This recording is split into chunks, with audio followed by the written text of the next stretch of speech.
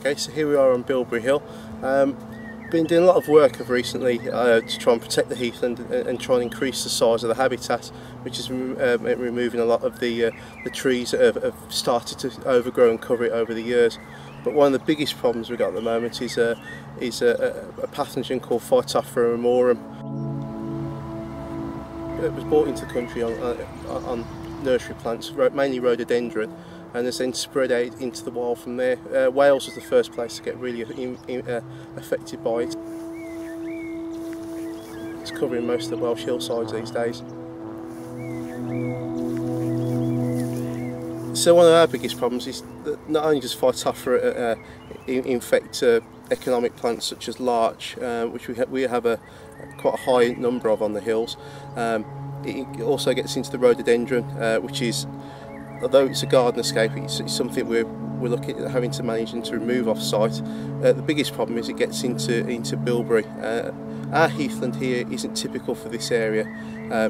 We haven't got much in the way of heather cover. Most of our ground cover is bilberry, and that's the major heathland plant that we've got, which is what makes it special, really. So what happens is the Phytophthora gets into it. It starts to kill the bilberry plant it's infected.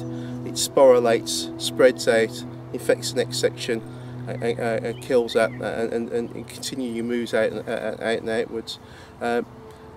Some of the things you'll see on the hills at the moment is that you'll see areas that have been closed off, stopping public access. That's where we're currently treating known spots of Phytophthora, which is unfortunately very destructive. It's quite a labour-intensive job. You'll see other changes as well coming in the next few months. There'll be more signage going up.